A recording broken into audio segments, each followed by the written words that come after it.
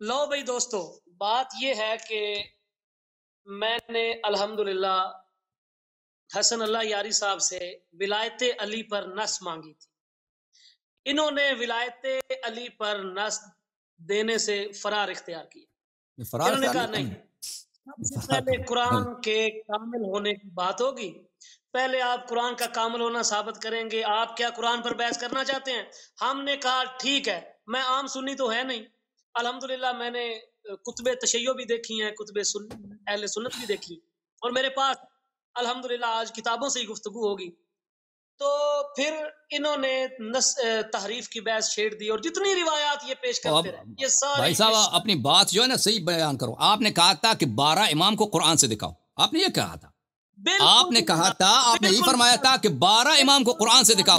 आपने ये नहीं कहा था कि अली अलैहिस्सलाम की इमामत की नस कुरान से दिखाओ। आपने कहा था 12 इमाम को कुरान से दिखाओ। हाँ, तो मैंने कहा था कि ये वो शख्स दावा कर सकता है, वो मुतालबा वो कर सकता है जिसके नजदीक कुरान कामिल हो। जी सर, अब मेरी बात सुने। मैं अपनी शिकस्त लिख देने के लिए तैयार हूं। मेरे पास पहली वीडियो सेव है, मैंने आज भी देखी है। आप मेरे भाइयों ठंडे दिल से सुने, आप क्यों डरे हुए हैं? अभी तो आगे आगे देखिए होता है क्या। अभी तो दलाइल की गुफ्तगू शुरू होगी। ये मेरी बात सुने, ये इंशाल्लाह आपके लिए काफी परेशानी बनेगी। आप भले कुरान को नाकिस माने, आप भले कुरान को मुहर्रम माने, लेकिन मैं अल्हम्दुलिल्लाह दावे से कहता हूं कि आप कुतबे अहले सुन्नत से नक्शे कुरान साबित नहीं कर सकते। आप कुतबे अहले सुन्नत से तारीफ साबित नहीं कर सकते। अब मजे की बात सुने, आपने सारे दोस्तों सुन लो मेरी बात। दोस्त लाइव मेरी बात सुन रहे कि हसन अल्लाह यारी साहब ने 2 दफा यू टर्न लिया। मैंने विलायत अली पर बात की, इन्होंने नस्ख की बहस छेड़ी। मैंने नस्ख पर बात की, अब ये मानी की तरफ चले गए। क्यों बेईमानी करते हो बिलाल भाई? नस आपने छेड़ दी। नस आप पिछले हफ्ते आप नस की दलील लेकर आए थे कि ये आयात मनसूख तिलावा है। मैंने कब चढ़ा भाई? मैं आज इंशाल्लाह आपने जो पिछली रिवायात पेश की थी, आज मैंने उन पर गुफ्तगू करनी है कि उनसे बिल्कुल आपका दावा साबित नहीं होता। अल्हम्दुलिल्लाह अल्हम्दुलिल्लाह अला ज़ालिका। फिर आप ये फरमाते हैं, अभी जो आपने गुफ्तगू की है इन 2 आयात पर, सबसे पहले तो मैं ये अर्ज करता हूँ, आपने सही बुखारी की एक रिवायत पेश की है कि जिसमें हजरत सैयदना उमर फारूक रदी अल्लाह तआला अन्हु हजरत सिद्दीक अकबर से फरमा रहे हैं, अर्ज कर रहे हैं कि आप कुरान को जमा करिए, कुरान कहीं जाया हो जाएगा। मैं ये कहता हूं कि उनका ये कौल हिफाजत कुरान के मुआरज कैसे है? अगर आप ये कहते हैं कि जी अगर उन्हें ये आयत मालूम थी कि अल्लाह ताला ने हिफाजत का जिम्मा लिया है, तो फिर उन्होंने ये क्यों कहा कि कुरान जाया हो जाएगा? भाई मैं ये कहता हूं, अल्लाह यारी साहब आप बचगाना तावीलात करते। आपको ये पता है अच्छी तरह कि रिज़्क का जिम्मा भी तो अल्लाह ने लिया है। रिज़्क भी तो अल्लाह ताला फरमाते हैं कि रिज़्क का जिम्मा मेरे है, मैं राज़िक हूं, मैं रब्बुल आलमीन हूं। लेकिन आलमे असबाब में तो इंसान को मेहनत करनी पड़ती है। आलमे में तो हम एक रोज कहते हैं और भाई करोगे नहीं तो मर जाओगे। तो क्या किसी आदमी को ये कहना कि अगर तुम मेहनत नहीं करोगे, आलमे के असबाब जमा नहीं करोगे तो मर जाओगे, तो क्या ये जुमला सैयदना उमर बिन खत्ताब आपके जरूर में बिलाल भाई? बस एक आदमी अगर मेहनत नहीं करता तो वो उसको रिस्क नहीं मिलेगा ना। नहीं बोला, मैं आपकी बात में नहीं बोला। मेरी बात सुन ले, मैं अपनी बात मुकम्मल करके आपको इजाजत दे दूं। आलमे असबाब में जब रिज़्क का राज़िक अल्लाह ताला है, तो दोस्तों देखें कितनी तावील की है इन्होंने उस रिवायत की।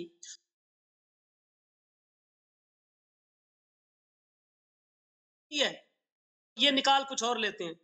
आप हजरत उमर रजी अल्लाह ताला ने अर्ज कर रहे थे कि अबू बकर सिद्दीक आलमे असबाब में तो हमें बिल्कुल कुरान पाक को जमा करने की उसी तरह ही जरूरत है जिस तरह अल्लाह ताला के रिज़्क का जिम्मा लेने के बावजूद हमें करने की जरूरत है, कोशिश करने की जरूरत है, और आलमे असबाब में रोजी रोटी तलाश करने की जरूरत है। तो ये सहाबा कराम रिजवानुल्लाह अलैहिम अजमाइन का कुरान को जमा करना, ये आलमे असबाब में मेरे मालिक की उसी हिफाजत का ज़हूर हो रहा था। दोस्तों आप लाइव सुन रहे हैं मेरी बात को कि एक होता है अल्लाह सुब्हान तआला की चीज का जिम्मा ले लेना, और दूसरा होता है आलमे असबाब के असबाब फराहम करना। अब से उतर कर पर आकर कुरान की हिफाजत नहीं फरमाता, और ना ही ये उसकी सुन्नत मुबारक है।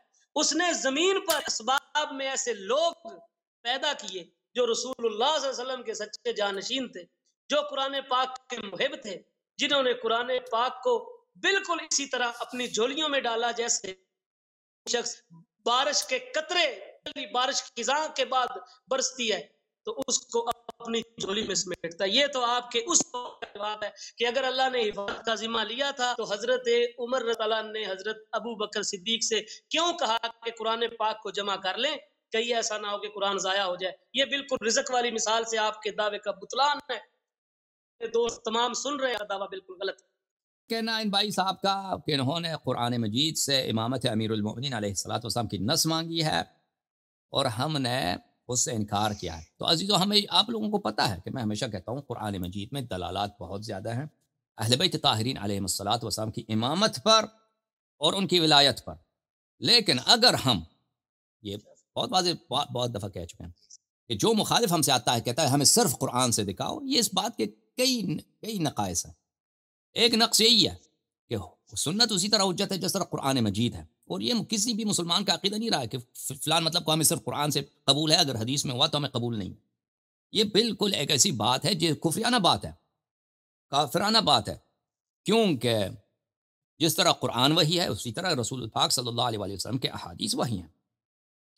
تو قرآن مجید سے ہمارے پاس دلائل بہت زیادہ ہیں، لیکن اگر ہم کہہ دیں، کیونکہ آپ کے اسی سوال سے جب آپ آتے ہو کہ ہمیں صرف قرآن سے 12 اماموں کو دکھاؤ، آپ کے اسی سوال سے آپ کا اپنا ہی فرقے کا بطلان لازم آ جاتا ہے۔ کیونکہ ایک طرف سے آپ کہتے ہو جو قرآن کے نقصان کا قائل ہو وہ کافر ہوتا ہے، دوسری طرف آپ کے ائمہ قرآن مجید کے نقصان پر مجمع ہیں، اجماع ہے ان کا، اور تیسری طرف ان کے ائمہ کون؟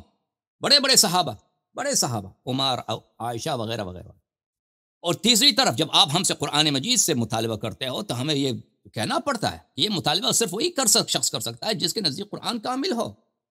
آپ نے یہ جھوٹ مچا دیے، دنیا میں مشہور کرا دیے کہ ہمارا اجماع ہے قرآن کامل، دلیل کچھ بھی نہیں، دلیل ان کے پاس صرف اجماع ہے، اور یہ اجماع بھی جھوٹی اجماع ہے، کیونکہ اس اجماع سے عمر خارج ہے، ابو بکر عائشہ خارج ہے، عبداللہ بن مسعود خارج ہے، ابی بن کعب خارج ہے، عثمان بن عفان خارج ہے، زید بن ثابت خود خارج ہے، بہت سارے صحابہ اس اجماع سے خارج ہیں، اور کسی صحابی کا قول نہیں ہے یہ قرآن کامل ہے، کسی بھی صحابی کا قول نہیں ہے۔ جس اجماع کا یہ ادعا کر رہے ہیں، یہ اجماع بعد میں وجود میں آیا، اس اجماع کا صدر اول میں کوئی وجود تھا ہی نہیں۔ اچھا، اب اس بات کی کہہ رہے ہیں کہ اگر قرآن مجید کا ذمہ اللہ نے لیا ہے تو ابو بکر اور عمر نے جب کہا تک ہم قرآن جمع کریں گے واللہ قرآن ضائع ہو جائے گا، یہ فرماتے ہیں کہ اس کی مثال اور اس کی شباہت کس سے ہے؟ اس بات سے ہے کہ اللہ تعالیٰ نے دنیا میں رزق کا ذمہ لیا ہے، لیکن اگر کوئی شخص رزق کے لیے تلاش نہ کرے تو وہ بھوکا مر جائے گا۔ تو اسی طرح اللہ تعالیٰ نے قرآن کے حفظ کا ذمہ لیا ہے، لیکن اس کا مطلب یہ ہے کہ صحابہ کو جمع کرنے کی ضرورت ہے، اگر جمع نہ کریں گے تو یہ قرآن ضائع ہو جائے گا۔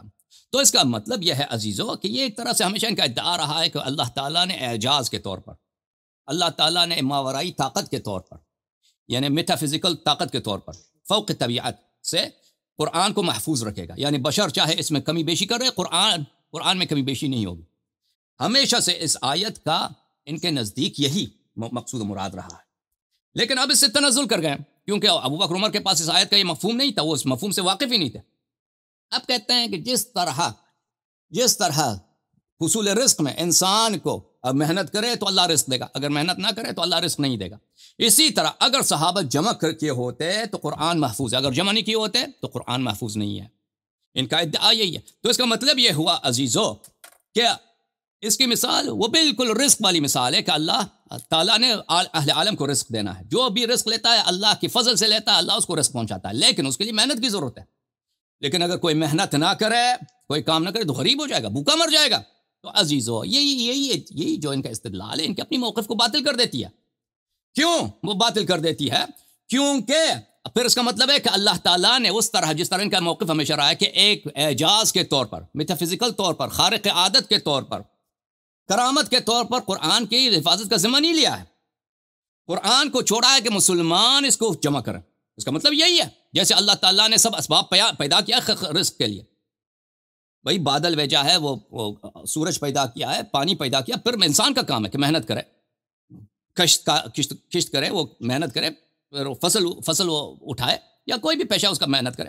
تو اسی طرح اللہ تعالیٰ نے حفاظت کا کوئی نہیں، وہ چھوڑ دیا، قرآن نازل کیا اس نے، پھر چھوڑ دیا، پھر حکم بھی نہیں دیا کہ جمع کرو، پھر صحابہ کو فکر آیا، ان کو پیش آیا، اللہ نے کوئی حکم نہیں دیا کہ جمع کرو، رسول صلی اللہ علیہ وسلم نے نہیں فرمایا کہ جمع کرو، صحابہ کو یہ پتہ چلا یہ تو بہت غلط بات ہے، یہ ضائع ہو جائے گا، پھر انہوں نے جمع کیا۔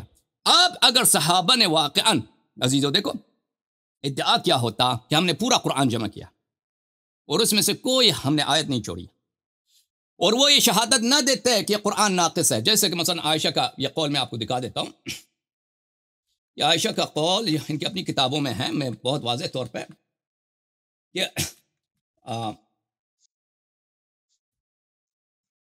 سورہ احزاب کے متعلق عائشہ کیا فرماتی ہیں، بہت سارے مختلف آیات کے متعلق۔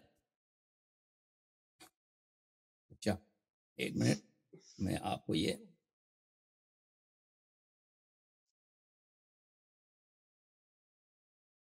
کتاب فضائل القرآن لأبی عبید القاسم بن سلام الہروی، یہاں پر صفحہ نمبر 320 میں اس حدیث کو ملاحظہ فرمائیے۔ اچھا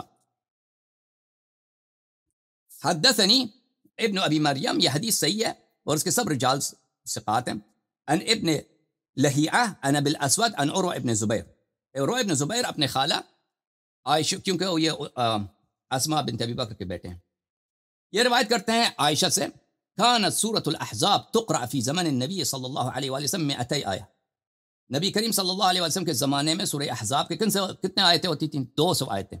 فلما كتب عثمان المصاحف، جب عثمان نے مصاحف لکھتے ہیں، لم يقدر منها الا على ما هو الآن، عثمان نے صرف اتنی اس کو ملا، عثمان کو کتنا ملا؟